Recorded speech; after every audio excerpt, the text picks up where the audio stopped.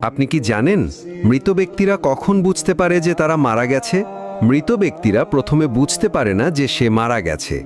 মৃত ব্যক্তির মৃত্যুর পরে আত্মীয় স্বজনের কান্নাকাটি, গোসল দেওয়া, কাফন পরানো, এমনকি কবর দেওয়ার আগ পর্যন্ত সে মনে করে মৃত্যুর স্বপ্ন দেখতেছে।